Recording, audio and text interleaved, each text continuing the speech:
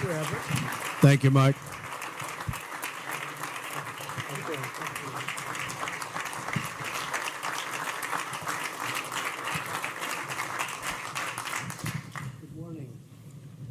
Good morning. Sir, I know. Hello, Ivanka. I know you know a few of the people in this room. I do. All the killers from New York. I'm looking at all those competitors, those great talents, great builders. I have to give you a heads up that Ivanka chaired one of the sessions before this. Tough act to follow. Oh, she's tough. Yeah. Very tough. Vice President Pence listed some of the amazing accomplishments that have taken place since your election and your 75 days in office. The stock market has had almost unprecedented sustained growth. Unprecedented confidence from our manufacturing sector and other business sectors, leading to massive private sector investment and job growth. You have gotten rid of regulations that were unnecessary and were job stifling. You have strengthened our borders and strengthened our military. You've nominated a great superb Supreme Court justice, amongst many other things. How does all that feel?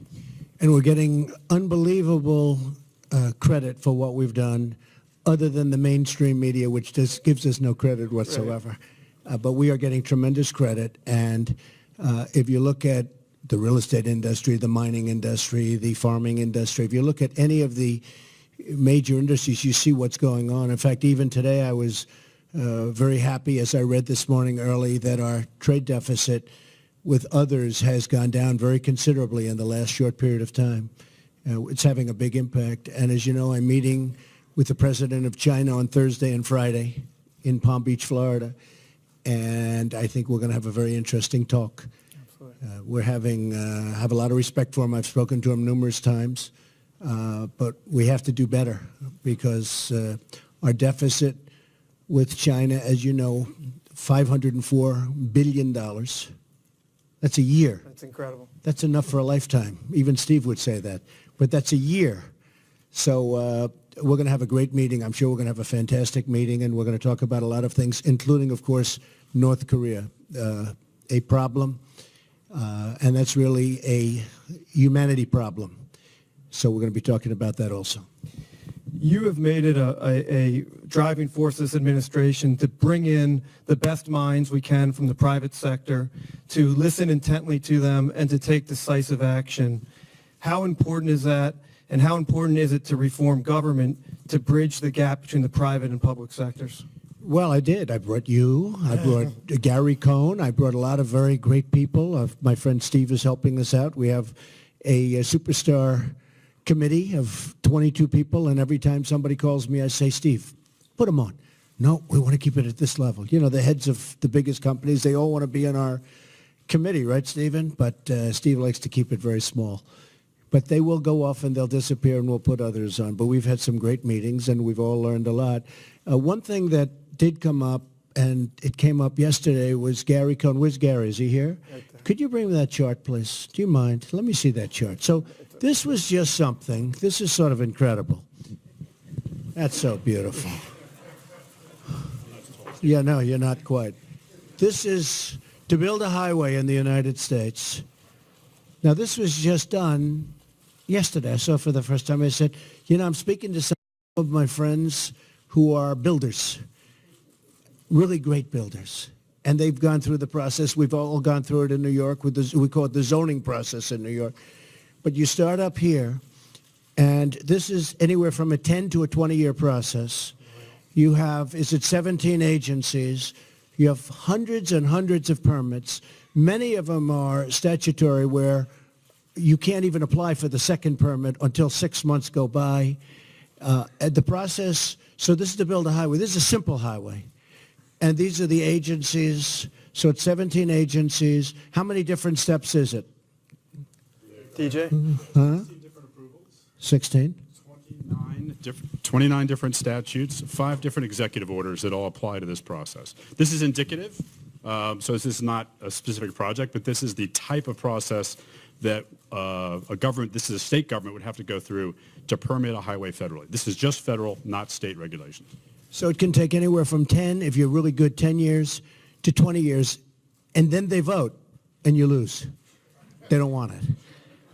And it costs sometimes hundreds of millions of dollars just to go through the process. Thank you very much. That was a great job you did. Be careful. Don't fall. I don't want to have you fall. You'll be a big story in the paper if you go down. So I just saw that yesterday. Gary Cohn walked in and he showed it to me. And for no reason, I said, you have to do me a favor. But a lot of you're such pros, some of the best pros in the world sitting in this room. You understand it. It's a process. Now, I've always liked it because it gave people that could go through that process an advantage, like Jerry. But it gave us an advantage if you could get through the process. But getting a building approved in New York is a horrible, horrible thing. And that's nothing compared to when you get into the highways and the dams. They don't even talk about dams anymore. You know, hydropower is a great, great form of power. We don't even talk about it because to get the environmental permits are virtually impossible. It's one of the best things you can do, hydro, but we don't talk about it anymore. So we've come to a halt. We have a tremendous person that we put in charge of EPA, Scott Pruitt, who is an environmental person. He wants clean air, he wants clean water, but he doesn't think it takes you 26 years to get a permit to build a building and to have jobs, at which time those companies are usually gone out of business, et cetera. So we're really speeding up the process. We're going to try and take that process from a minimum of 10 years down to 1 year. I said, can't we make it 4 months? Can't we do it in 4 months? And there is a certain logic to that, but we'll be satisfied with a year, but it won't be any more than a year. So we have to build roads, we have to build highways. We're talking about a very major infrastructure bill of $1 trillion, perhaps even more. And when we have to do our jobs, I mean, if we say we're giving to New York City hundreds of millions of dollars to build a road someplace, it doesn't help if they can't start because it's going to take 7.5 years to get the permits. Even to redo a road takes years to get the permits. You know, you have a road that's there and you want to redo it and you have to get new permits for the kind of asphalt you're using, the kind of concrete you may want to use. And if we're going to give all of this money, you know, there was a very large infrastructure bill that was approved during the Obama administration, $1 trillion. Nobody ever saw anything being built. I mean, to this day, I haven't heard of anything that's been built. They used most of that money. It went, and they used it on social programs. And we want this to be on infrastructure. I'm working with Steve Roth and with Richard Lefrak, two friends of mine that are very good builders. They're great builders. And they know how to get things done. They know how to cut red tape. Then we're going to give them the advantage of having what we have. I see Elaine is here, so we're so important, who is doing an incredible job, by the way, Secretary of Transportation. And Elaine will be working, but we're going to set up a committee headed by Steve and Richard, and we're going to cut a lot of red tape. But we don't want to send $1 billion to New York and find out 5 years later the money was never spent, because we're going to be very strong that it has to be spent on shovels, not on other programs. And in the last case, a lot of it was spent on other programs. But we're going to say, if you don't spend the money, if you don't start, if you have a job that you can't start within 90 days, we're not going to give you the money for it because it doesn't help. It doesn't help us. And we're going to be very strong on that. They have to be able to start within 90 days. Mr. President, we have some of the great business leaders in the country here. If okay with you, they have a few questions, if that's Sure. Great. Hello, Jerry. He didn't have to say his name. He was ready to say his name. We know. We know Jerry. Jerry Spire, everybody. Mr. President, you're doing a great job, and we're all really grateful to you for the sacrifices you're making. Okay. Hope you heard that. That sounds much better. I think from New York's point of view, we send a lot of money into the economy. As a number of people have said, it's over $1 trillion. We're worried that we're going to have a problem with Congress. And, With the deductions, right? well, Deduction. that too. But we're worried about the various programs that help the city. The city's doing fine right now. Even the Yankees are doing fine. But what we're really concerned about is the future. Do you have any advice for us? Well, look, I love New York. And, you know, in some ways, we're all lucky that I'm from New York because New York has unique problems. So does Los Angeles, so does Chicago. You know, there are places that have unique problems. One of the problems that you have is debt and deductibility. That's a big one because a lot of the states that don't have debt or have very little debt, like in the case of Mike Pence, where he did such a good job in Indiana, and it's a AAA rated bond, one of the strongest in the country. And, you know, deductibility is not that big of a deal because they don't have that much to deduct. And over here, you know, in New York, when you look at what's going on with us, we don't know in terms of the municipality and in terms of the state, we don't know if it can even make it if you don't have that. Are people going to buy? So it's a very big problem. And the problem I have is that there are many places throughout the country that are in the exact opposite position. And they consider that a gift to the state and a gift to the people. And we know New York does things that a lot of people don't read about. You know, you look at what the money that they contribute to our economy, to our country. And people don't know about that. They don't maybe want to know about that. So you do have, I call it a tale of two cities. You have different interests. But I am watching over everybody, Jerry. You're in good hands, okay? You're in good hands, believe me. You can tell the people of New York. Even though I didn't win New York State, I should have won New York State, but I didn't. Mr. President, Kathy Engelbert with Deloitte. I want to return to a conversation we just had with Ivanka, Dean, and Wilbur on jobs, the workforce of the future. And so as we think about that and we think about our skill sets, in New York City alone, our public high school graduation rate is at 70%. But the readiness of our students for college and careers is only is assessed at 37%. So as we look at the pace of change, we look at the digital transformation we all see in business in the marketplace, and we look at the skills that this disconnect between what employers need and what our students coming into our workforces are prepared to deliver. It would be great to get your thoughts on the priorities of the administration around education, around, again, what I like to call not the future of work, but the work of the future, because the future of work sounds a little ominous, but the work of the future actually sounds pretty visionary. Right. So if you could give us those priorities and how readiness Okay, so before you sit, so you're giving me numbers from New York. You're a proud New Yorker, but you're giving me numbers. Why is it doing so badly? Tell me. Why are the numbers so horrific in terms of education and what happens when somebody goes through school and then they can't read after they graduate from high school and they can barely read? So what's the answer? Yeah, so first I would say that as we look at New York's made enormous progress in a decade. By the way, that 70% was 50%, so a 40% increase. So we're making enormous progress in making an impact. See how quickly she's changing? See that, Billy?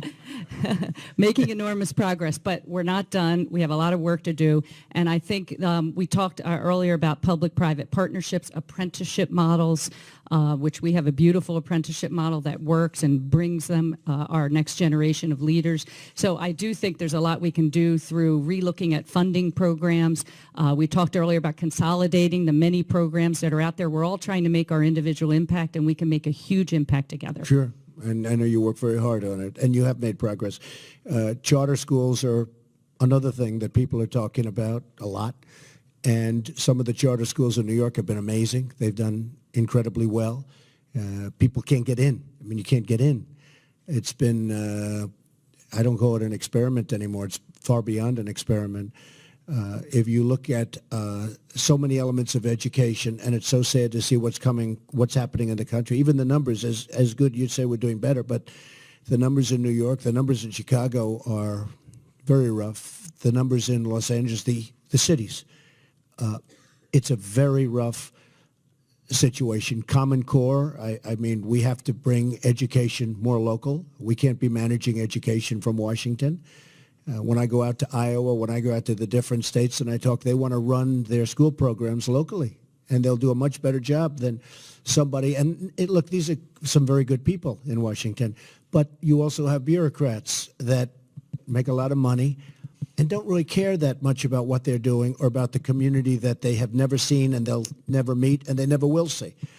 And I like the fact of getting rid of Common Core. Common Core to me is we have to end it. We have to bring education local. To me, I've always said it. I've been saying it during the campaign, and we're doing it. Betsy DeVos she's doing a terrific job, highly respected, tremendous track record. But she's got one of the toughest jobs of any of our secretaries. To me, she's got one of the toughest jobs. There's some pretty tough jobs out there, but she's got one of the toughest jobs. We're going to spend a lot of money and a lot of expertise. We're going to have great talent having to do with education because there's nothing more important than education. And we've got to get those numbers in New York better. And I think they will be better. And a lot of people, a lot of the greatest people I know in New York, they're totally in love, including Ivanka and Jared. They're so much involved, and it's so important to them, the word education. And it's happening, and I see it happening in New York very much, but it's happening elsewhere too. I think we're going to have a great 4 years. Mr. President, I know you have prior to running again. a pressing issue to deal with. Steve and Mike, I think, just wanted to thank you for attending today and maybe make a final comment on behalf of the round two.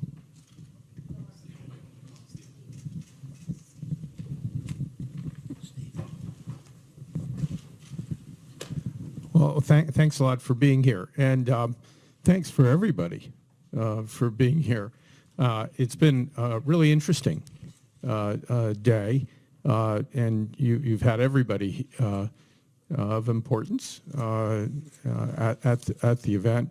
I think it's terrific in terms of the stuff you're trying to do to modernize the government, educate, and so forth. And I think we have to keep a focus on that, because the outside world doesn't always get the message that that's really what's going on, because you're doing profound things. You're taking on enormous embedded issues. And I think with a kind of effort that can be marshaled, you can do amazing things.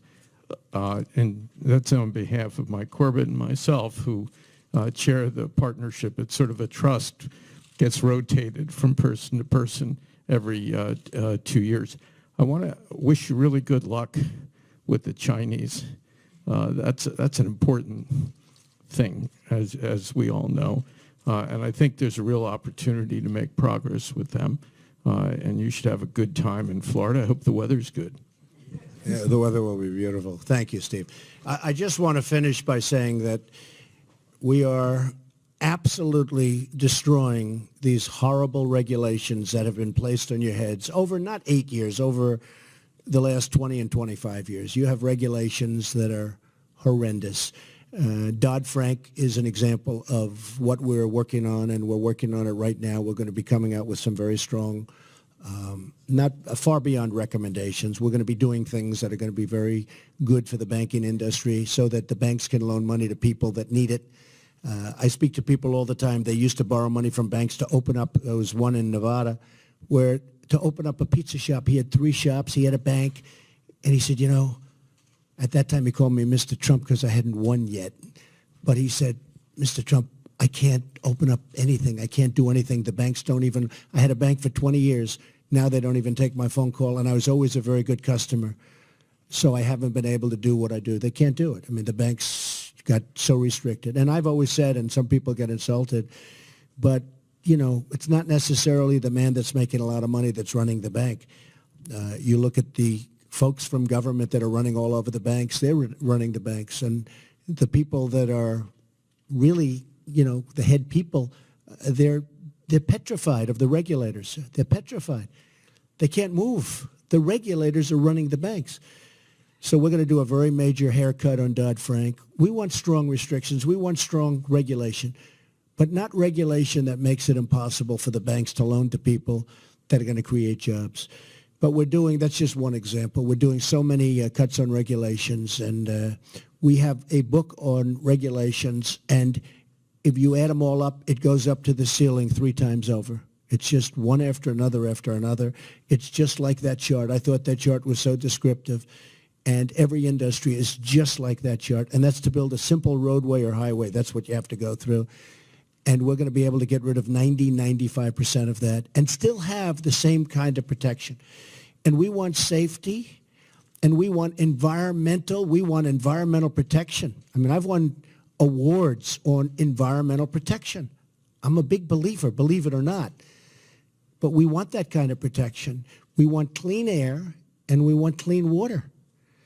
But we shouldn't have to get the approvals from 16 different agencies for almost the same thing. So we have a country with tremendous potential. We have the greatest people on earth, but we have to use that potential, and we have to let those people do their thing. And with that, I just want to thank you all. I think you're going to see a very much different environment.